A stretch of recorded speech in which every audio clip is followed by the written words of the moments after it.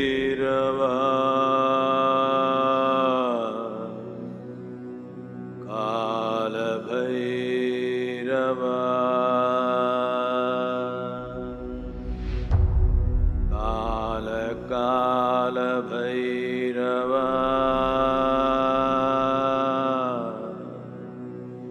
Maha Kaleshwara.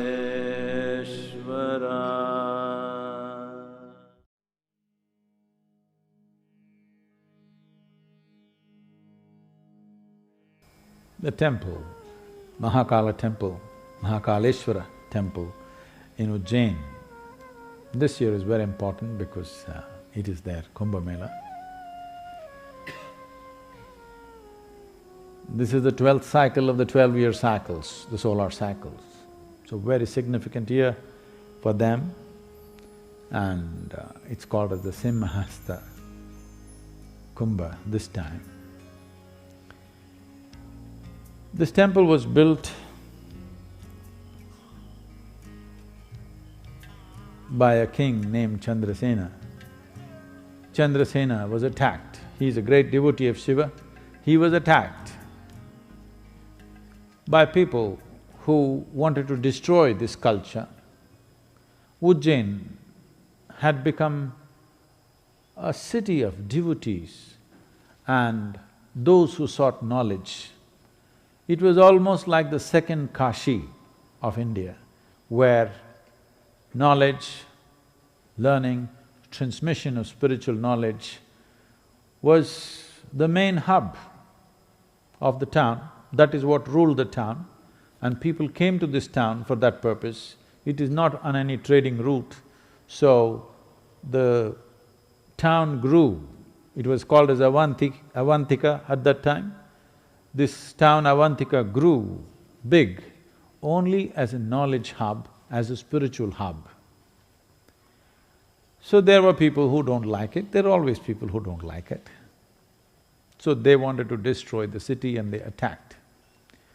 I won't go into the entire story, so he prayed to Shiva, and Shiva appeared in the form of Maha Kala and absorbed the enemies in a certain way and relieved him of this trouble so that he could continue spreading what he was doing. Kala, the word Kala means two things. Kala means time. Kala also means darkness. How can one word mean time and darkness? When we say time, in your present experience, time means cycles. Cycles means physical nature. From atomic to cosmic, from a single atom to the larger cosmos, everything is in cyclical motion. If there are no cycles, there is no possibility of physicality.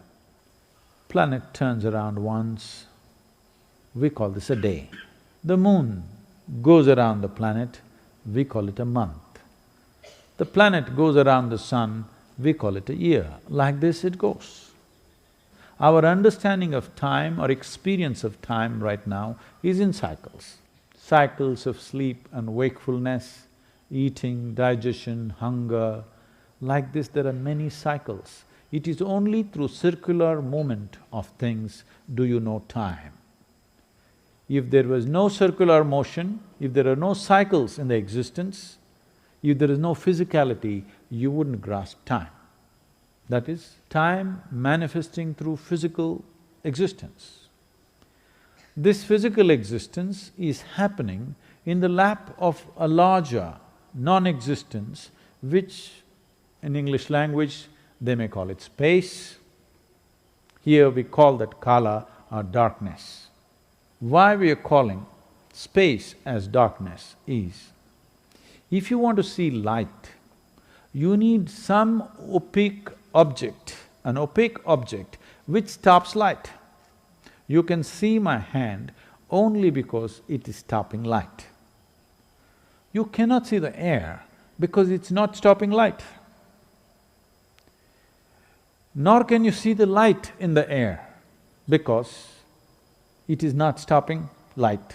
Anything that does not stop light will not be seen by you, it will be darkness to you.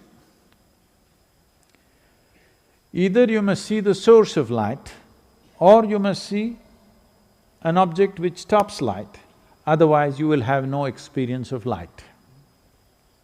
See, you see the sun and the moon.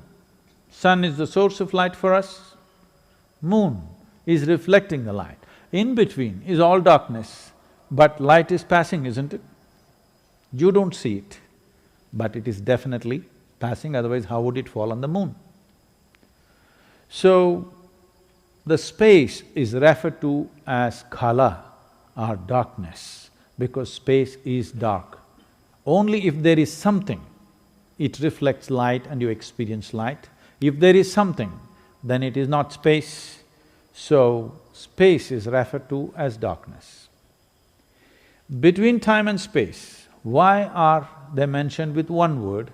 Because they are one. In the sense, right now, let's say this is point A and this is point B. These 2 points are possible only because there is time. It's not because there is a distance, there is time. Because there is time, there is possibility of distance or space. If there is no time, there can only be one point, and one point cannot happen in physical existence. There can only be polarities, things can exist only as polarities. So, if there is no time, if there was no time, there would be no space, there would be no two different things. Everything would… nothing could exist, even nothing could exist. Not just something, even nothing could exist. So the basis, the fundamental basis of existence is known as kala or the time, because only because there is time, there is room for space, otherwise there would be no space. As right now, your experience of time is only in cyclical moments. Your experience of time is only an expression of physical nature, because physicality exists only because of cyclical movements.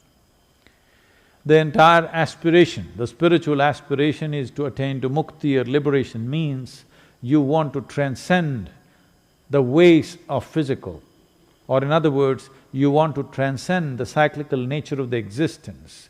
Transcending the cyclical nature of the existence means transcending repetitive process of life. Transcending repetitive process of life means transcending the compulsiveness of who you are. From compulsion to consciousness, from compulsiveness to consciousness, this is the journey. So if you want to move from compulsiveness to consciousness, the limited experience of time that you have right now, which is an expression of the cyclical moment of physical existence, if you experience time without the basis of physicality or without the limitations of physicality, then we call that time as Maha Kala. Maha Kala is the lap upon which creation is a smattering of things. Huge galaxies, but still they're just small specks of creation. Rest is all empty space. 99% or 99 and more percent of an atom is emptiness, that is Maha Kala. Though the atom is in cyclical movements, over 99% is emptiness. In the larger cosmos, over 99% is emptiness. Huge galaxies in cyclical movements, but over 99% is emptiness. So it is in the lap of Maha Kala that creation happens. If you are involved with limited specks of creation, then you experience time as a cyclical movement. This dimension is referred to as samsara, which means cyclical movements. If you transcend this, then we call this vairagya. This means you have become transparent. If you are transparent, you don't stop light. If you don't stop light, this means you have become free from the compulsive nature of life or the cyclical movement of life. If you become free from the cyclical movement of life, then we say you are in mukti or absolute liberation. So those who are aspiring for mukti, those who are seeking absolute liberation, for them this dimension that we are referring to as Maha Kala becomes of paramount importance. The Maha Kala temple, the linga that is consecrated there, is of phenomenal nature. It will shake you from the root of your existence. It is really an incredible consecration. It is just done for this purpose, that in some way it dissolves you. There is a dimension of Maha Kala in the Dhyana Linga, but it is clothed so that only those who seek, for them it will be available. There it is a little more, there is certain flagrance to the way he finds expression, there is a certain forcefulness, raw forcefulness. One must be ready to go into this temple properly because it's of a tremendous power and it is not for the faint-hearted. It shakes you from inside because that is the nature of Maha Kala, that in the very presence of what this Maha Kala Rupa is when you go there, everything is gone, everything is burnt into ashes. That means you become free from the physical. That means it pushes you, it propels you towards your ultimate liberation. You want to do that gently, we have everything here. You want to do it in a boom way, you really want to be pushed hard and you are not faint-hearted, then Maha Kala temple is a phenomenal process and this April-May is very significant. We are planning to transport a few thousand people from Tamil Nadu so that something is shaken.